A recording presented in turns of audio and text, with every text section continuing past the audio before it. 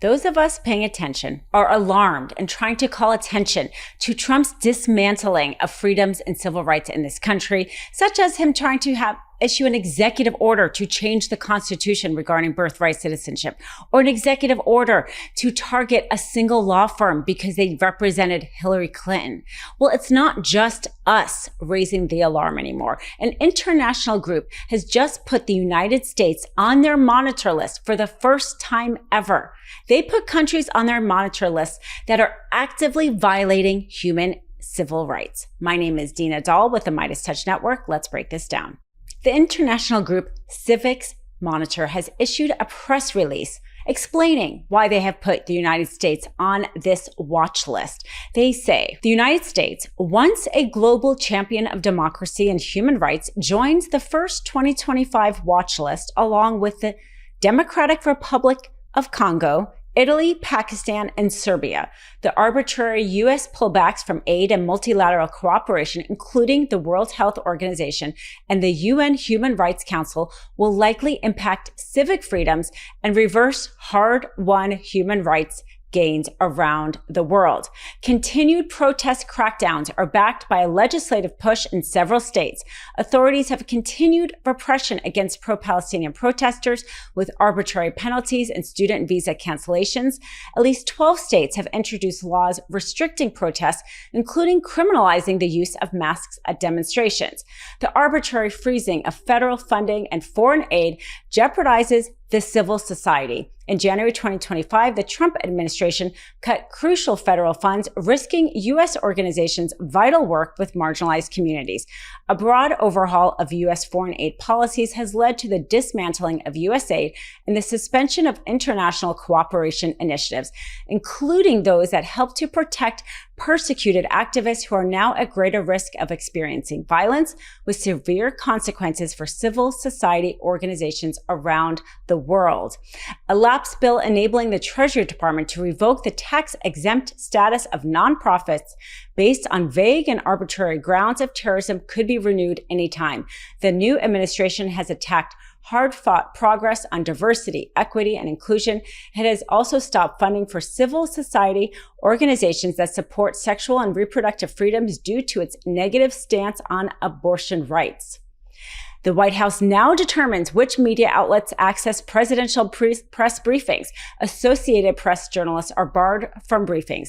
Those covering politically sensitive topics are forcibly removed from press briefings, banned from White House events, and denied access to government officials.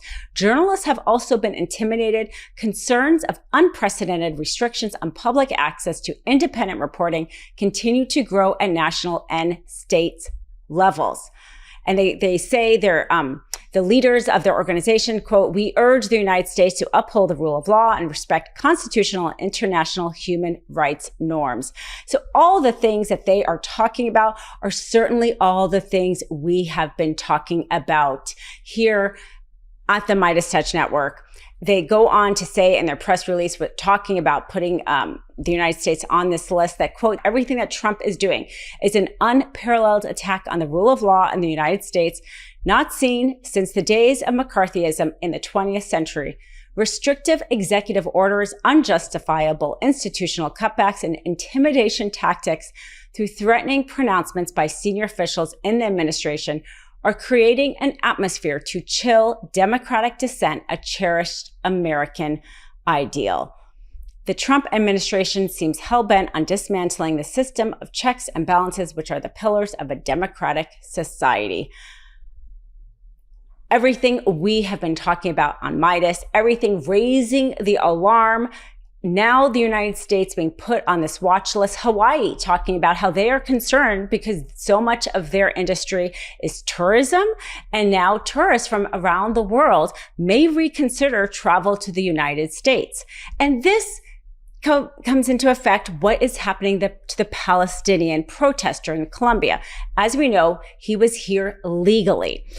Interestingly, the reason why the Trump administration knew his name, he was a Columbia student, and he put his name he recorded his name because he was the negotiator between the students and the university. Most protesters did protest anonymously because even then it was very divisive whether or not to protest or not.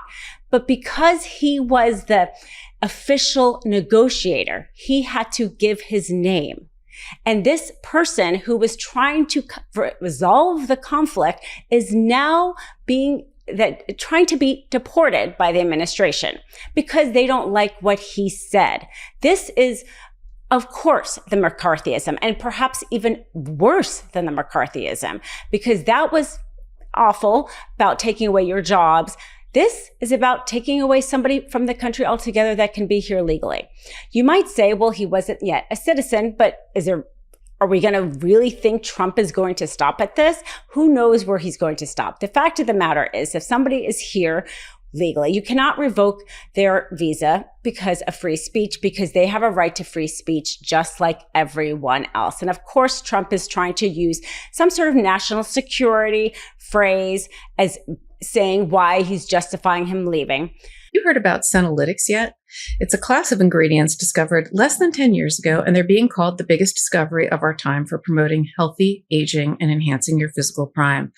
So my life goals in my career and beyond require productivity, as you can imagine. But let's be honest, the aging process is not our friend. And when it comes to having the energy that I need to do all the things that I'm doing and productivity, I use Qualia Senolytic. So if someone would have told me that there was a science-backed ingredient that could help me feel 15 years younger in a matter of months, I wouldn't have believed it. But then I tried Qualia Senolytic.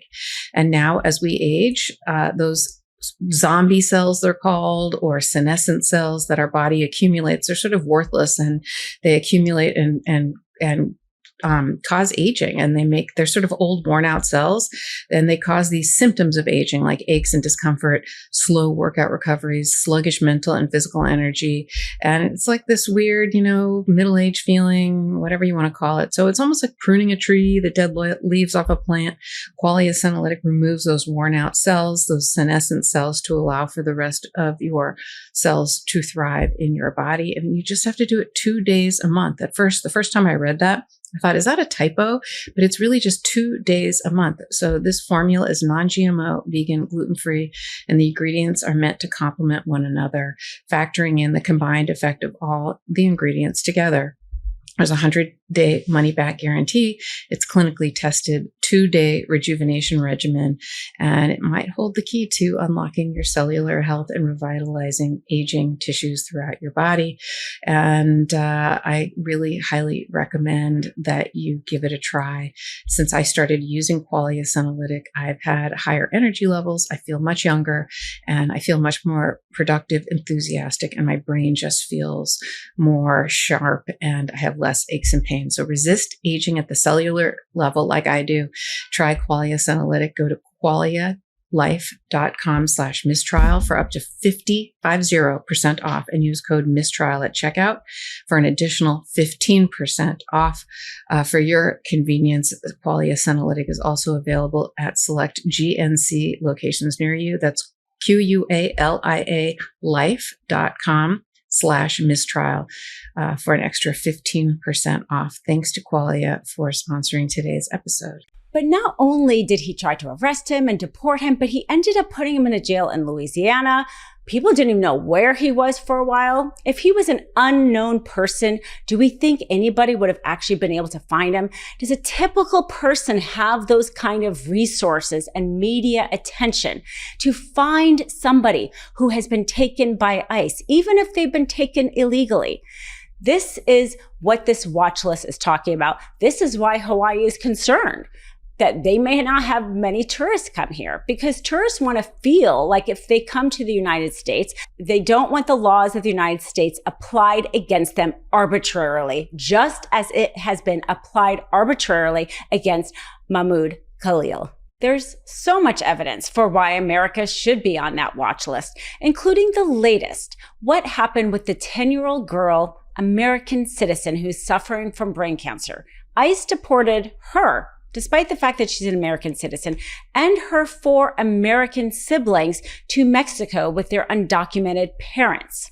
American citizens have rights, yet they were all deported together. And the really horrible part of this, of course, is the fact that this child was getting brain cancer treatment in Texas, and they were traveling to doctors when they were caught. And they had letters from their doctors explaining why they needed to be there. But despite that, this heartless administration departing this American citizen who desperately needs treatment. She has rights. This is what that watch list is talking about when they put us on the watch list, saying that we are violating human and civil rights. That is an example. And the examples just mount. Trump firing thousands of federal workers, despite the fact that they have to be fired for a cause, takes away their civic rights. Trump trying to change the Constitution regarding birthright citizenship attempts to take away our civic rights and rewrite the Constitution. His executive order regarding Perkins Coie is a matter of telling everyone they should be threatened because he plans on using the power of the presidency against them. Thankfully, a judge with an executive order has stopped that executive order, but Perkins Coie said that they are already losing revenue as a result of it. Because in that executive order, Trump said that they no longer had security clearance and that no contractor could essentially work with them. Well, I worked for a big law firm similar to Perkins Coie, and those big law firms often represent large companies, which tend to be contractors. We're talking Boeing, we're talking Northrop. The amount of companies that have grants or associated with the federal government or contractors with the federal government is huge. And those large companies tend to hire big law firms who can navigate the many regulations that they have to encounter. So for the executive order to specifically call out Perkins Coie because he didn't like the fact that they represented Hillary Clinton is doing, not only is that hurting Perkins Coie quite a bit, it is a signal to everyone else that if they don't do what he wants them to do, he will be willing to come after them with his power. This is yet another example of the diminishing, the trampling on human and civic rights in this country under Trump. Can't get enough Meidas? Check out the Meidas Plus Substack for ad-free articles, reports, podcasts, daily recaps from Ron Filipkowski, and more. Sign up for free now at MeidasPlus.com.